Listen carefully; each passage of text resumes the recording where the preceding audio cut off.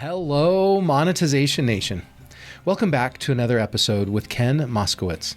In the last episode, we discussed Ken's career journey and what it was like for him to leave his job and start his own business. We discussed what to expect when starting a business and how Ken grew his business by taking on a partner. In today's episode, we will discuss 7 tips we can use to start or improve our business. In your book, Jab Till It Hurts, you talk about gatekeepers. Will you just talk to the audience a little bit about how gatekeepers are relevant to this process of quitting your job and starting something new? Yeah, in the corporate world, there are gatekeepers who stop you from getting places, from going places. And oftentimes people think about gatekeepers as, well, how am I going to get past this person? How am I going to get past that person? Well, in 2021, with the state of the internet being what it is, if you wanted to start your business tomorrow, there are no gatekeepers to stop you from starting your business. There's nobody to get in your way of hanging your shingle. And not talking medical, I'm talking, proverbial shingle of here's my business, here's what I do. Because you could, so this is how real it is today. You could go to bed tonight, have a thought, a dream about a business, wake up tomorrow morning, go to squarespace.com, build your version 1 website, go to payment processor number 1, Stripe or PayPal, right? Connect all those dots and you have built a business page. Now, right now you're acting as a sole proprietorship. You haven't filed anything, but guess what? That's okay. Tomorrow you can file your paperwork with the state. Tomorrow you can do all the other things that you haven't done. Tomorrow you can go, oh, I didn't set up an email for this business. I need that. How easy does Google make it for us to make a G Suite account so that your email doesn't end in a Gmail, right? Your email ends in a .com that's associated to your business. All of these things have no barriers to entry today. And that's why I find it so remarkable that people are afraid to take that step, because it's easier today than it's ever been to just step out. So even if you're working a corporate job and you hate it and your boss is and you just want to move on in life, it's okay. You can start your side hustle without any friction and build it to something remarkable and then just move on, because there's nobody controlling. You don't have to go to a media buyer in 2021. You don't have to go to a corporation that's going to tell you you can't start this business. You can just start it. That's how cool it is to live in the time we live in. I love that. So the second chapter of your book talks a lot about that. You talk about don't prepare, just do. And in that chapter, you're advocating just get out and start it. Don't spend a year developing a business plan and your ideal mission statement, right? Yep. Do that plan, but get out there and just start doing it. And a lot of this, you're only going to learn by doing. Nathan, how many times have you had an idea, you shelved it, and then 6 months, a year later, you're driving down the road, you hear an ad, you see a billboard, and you go, that's my idea. Right? Because we didn't execute on it when we had the thought. And I think too many people hesitate to pull the trigger when they have the idea because they're afraid of failure, rather than just putting it out there and going with a version 1. And I'll share this story and I'll leave the names out to protect his identity. But I have a very good friend, a dear friend, who about a year and a half ago decided it was time to make a major change to his business and has been working on the perfected version of what his customer base will see. A year and a half later, he still hasn't launched it. A year and a half later, he's still talking about it. A year and a half later, he still dreams and wishes that it could be a certain way. Meanwhile, in my business, we've already had 4 or 5 or 6 iterations of what we were doing, because I'm not afraid for things to be messy. I cannot tell you, as a guy who owns a global copywriting company, when somebody calls me out because there's a typo on our website, I'm like, oh, well, guess what? We move fast and break stuff. And sometimes that's going to happen. Now, do we do that with client copy? No, we're very careful. We have a process. But sometimes because I'm the owner of the business, I break my own processes. I don't do the things the right way because my goal is to create a version 1. Version 1 is always better than version none. And too many people are stuck on version none. I love that quote. Right. So your version 1 never makes it to the light. It's never born. It's never utilized. And if you do a version 1, then you can pull back and do the 30,000 foot view, look at it and go, ooh, that's ugly. Ooh, that's wrong. Ooh, wow, this is really horrible. Like, okay, I got to fix that, fix this. And then you've got your version 2. And each iteration gets better, leaner, more glamorous for your customers, does a better job of explaining this or that. It's just start, because you cannot start anything unless you take those first steps, right? You could have the best of intentions to jump out of the airplane with the parachute on, but until your foot goes over the threshold of the damn plane, you're never going to skydive. Yeah. Yeah. A lot of people, they're scared of taking that step of launching that product. And we're finding a theme in this interview of people being scared to take steps, but sure, there's that fear of launching that first product until it's perfect. They want the perfect product, but what they're missing is the only way to get the perfect product is to put it out there and get real feedback from real users.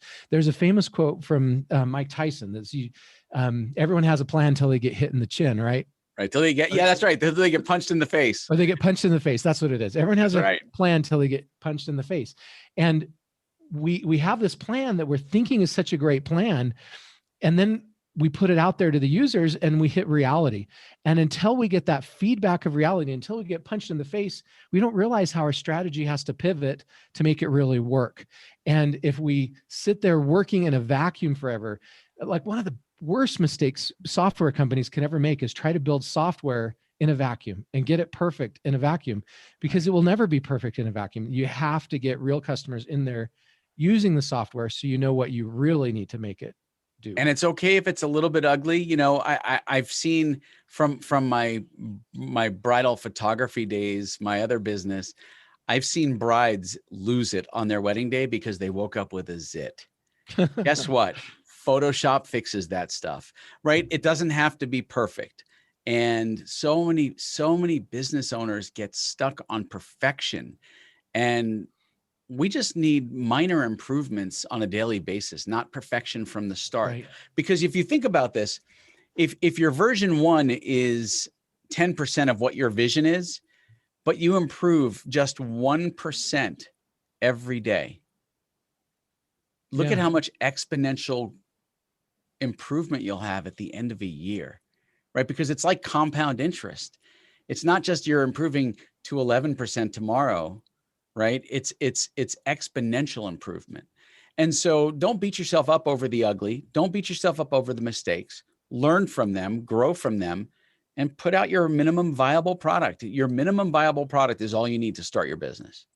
And we will get to the successful product faster if we do it this way. And we will get to a better product this way than if we try to create it in a vacuum. Right. Otherwise, 6 months from now, you're going to be driving down the road and you're going to see a billboard for your idea and go, why didn't I do that? Yeah. Right. And you will have never learned that one pivot that you would have learned by getting customers in the software. 100%. Okay. Chapter 3 in your book, you talk about scaling. When in your business did you realize you needed to scale, and how did you do it effectively? So it was definitely September when I reached out to Gary Vee. And when Brandon said yes to my proposal, that's when I knew things were going to start to get better. And because I didn't have any of those systems and processes, those experiences in my wheelhouse at all.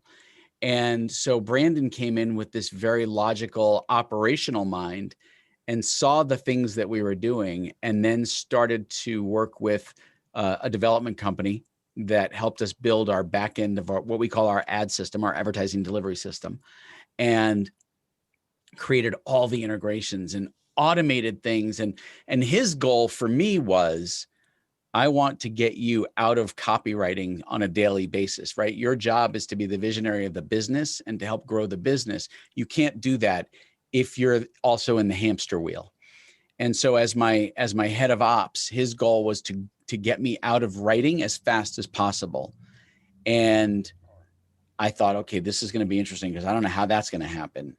But over time, as our systems and processes became more streamlined and we developed automations to do things that used to require a manual process, it got better. And what we saw was this massive growth curve about a month after Brandon started, that like, if you were to look at it on a chart, it's just like straight, rocket up. And I knew, I'm like, okay, this was the right decision, bringing this person in.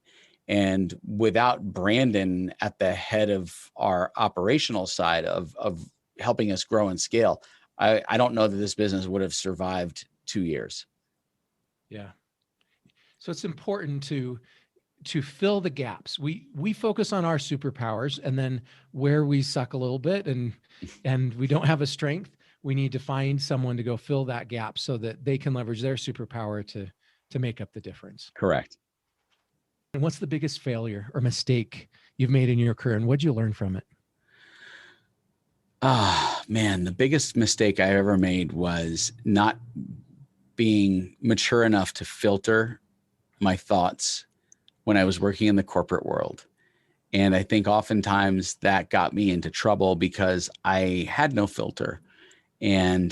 But part of having no filter is what's made me successful. I speak my mind and I tell it like it is. And too many people are very thin-skinned, very sensitive. And many times I rub people the wrong way because I was very direct and very blunt, and still am. But now that I'm my own boss, it's a much safer playing field for me because I don't have to navigate the corporate world. Working for a company that's got thousands of employees, where I have to worry about somebody being hurt and going to HR. He hurt my feelings.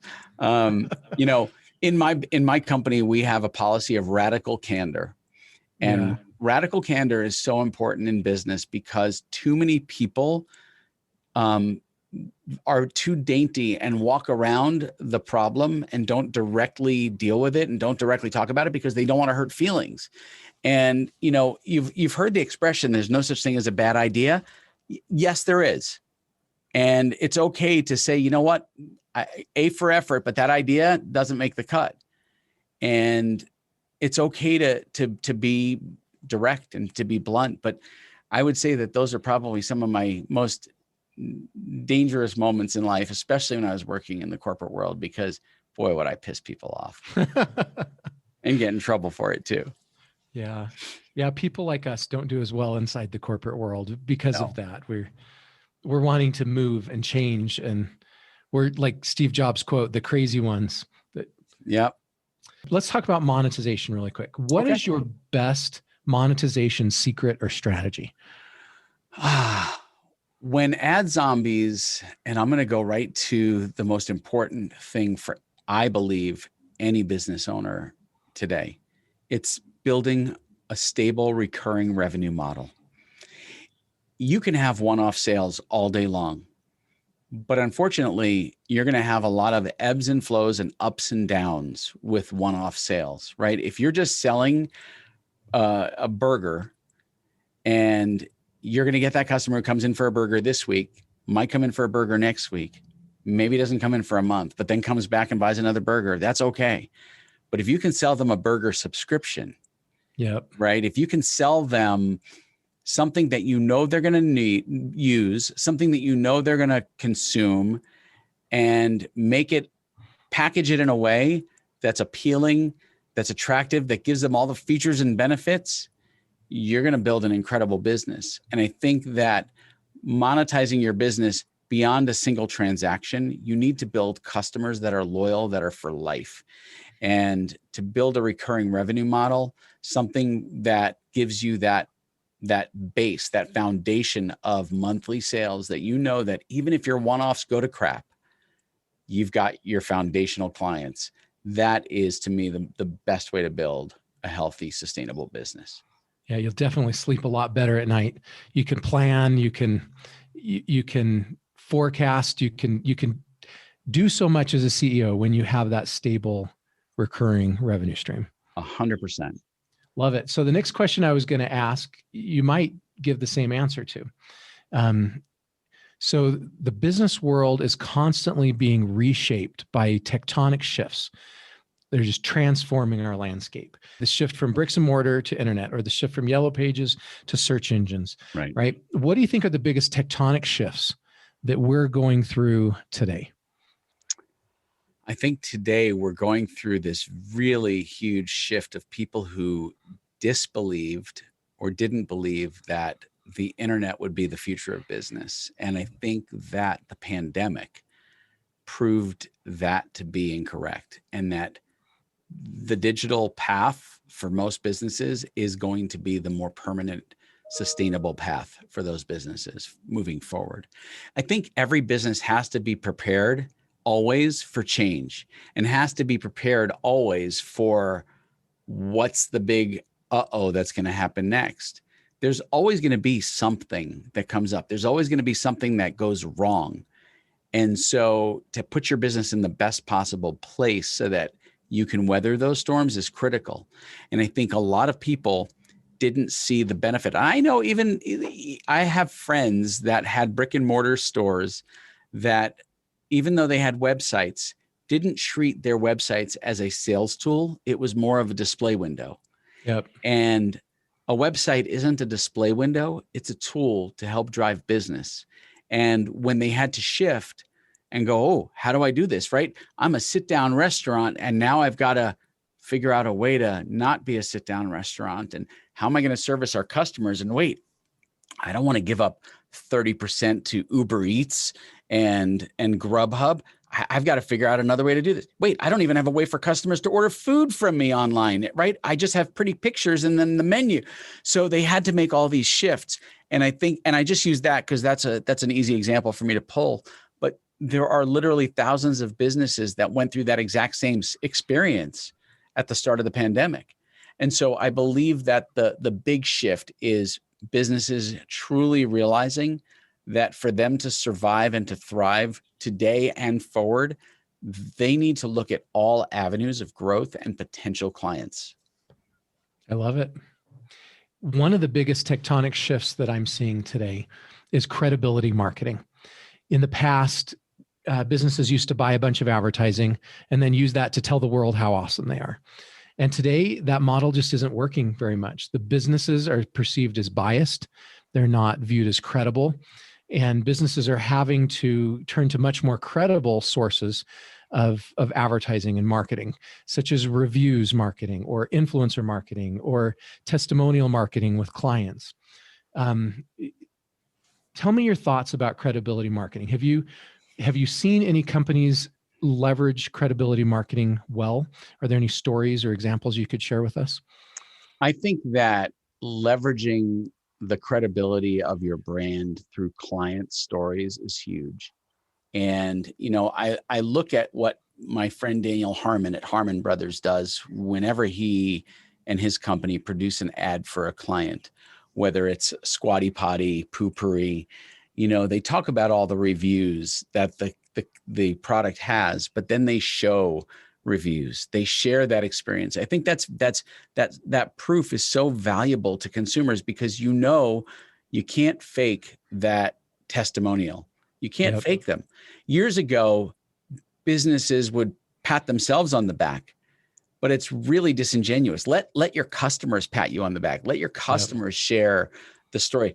I love featuring our client reviews, our Facebook reviews, our Google reviews, and some of the videos that clients have shot sharing their joy of working with us, because that helps the potential customer, the potential client go, oh, wait a second, these guys are really good at what they do, right? Look at all these customers that give them 5-star reviews, hundreds and hundreds of them. It helps your credibility as a business to have those customers that have had those great experiences be your best advocate. What do you think is the number one secret for credibility advertising that you would share with somebody? Real customers, real testimonials, and I don't care if they're ugly and raw. Let them be ugly and raw, because customers see through production. They see through the glitz and the glamour of a well-produced video. Yeah, definitely. Yeah, it's almost to the point where I've heard it referred to as the YouTube effect. And if you have a perfect video with perfect actors, and actresses with perfect makeup and perfect lighting and perfect camera angles and the drone, and it's perceived as corporate, and just like the corporations telling the world they're awesome, that video is not credible either. And so a lot of companies now are purposely trying to create videos that look like YouTube videos, that shake a little bit, where the lighting's not perfect, the actors aren't perfect, but they look like real people. And as a result, they're creating much more authentic video. Yeah, for sure. For sure. Sorry about all the dings. My business partner didn't realize that I was on an actual and his messages get through because, well, Yeah, it's fine. I understand. It helps make it authentic, right? It's real.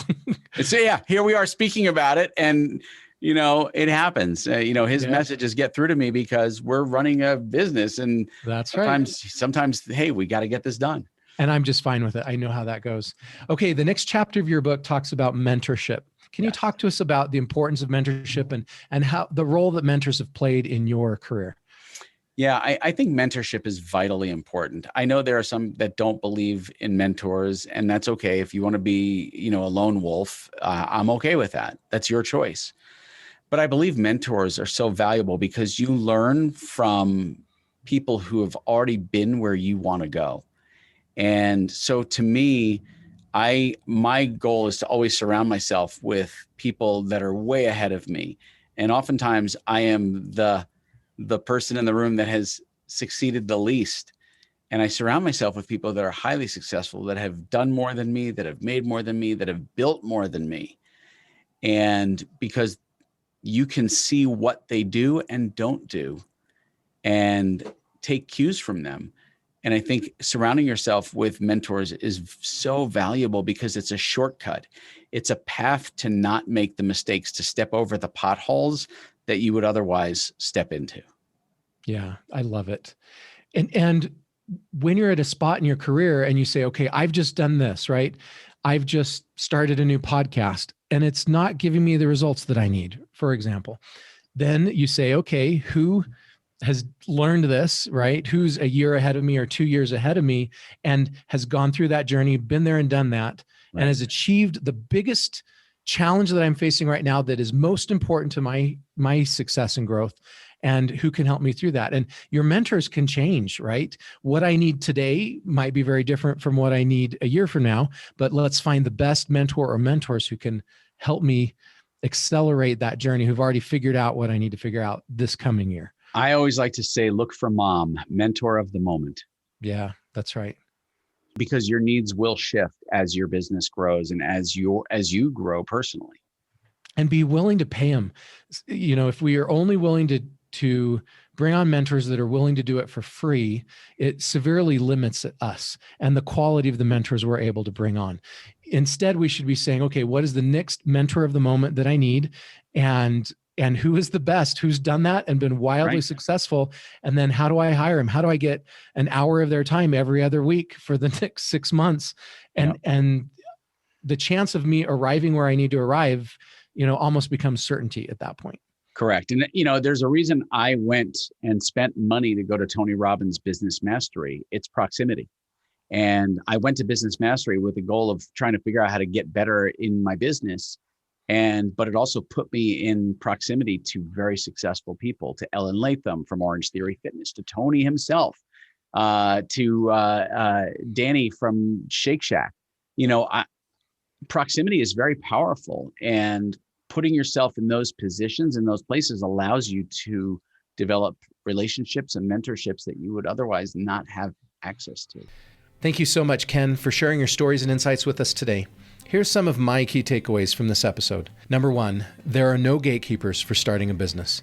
We can start a business today. Number 2, if we launch our business or a new product now, we may be able to improve our model faster than when we try to plan it to perfection before launching.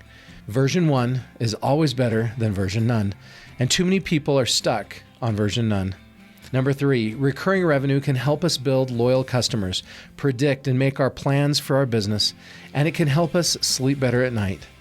Number 4, we must be able to adapt to big changes. Number 5, we should let our customers be our advocates. And number 6, we can find a mentor to help us with where we are in our career at this moment. To learn more about or connect with Ken, you can connect with him on LinkedIn or visit his website at spankymoskowitz.com. And there's links to both of those sites in the blog post for this episode at monetizationnation.com. You can also get my free ebook about passion marketing and learn to identify and leverage the highest passions of our ideal customers at passionmarketing.com. You can also subscribe to Monetization Nation on YouTube, Instagram, Twitter, our Facebook group, and on your favorite podcast platform. Thanks for joining me for this episode. I wish you success in starting or improving. Editor, I'm going to do that last sentence again. I wish you success in starting or improving your business. Do you want to become a better digital monetizer? To receive great monetization stories and secrets, please go to monetizationnation.com and join free. And if you liked today's episode, please subscribe to the show and share it.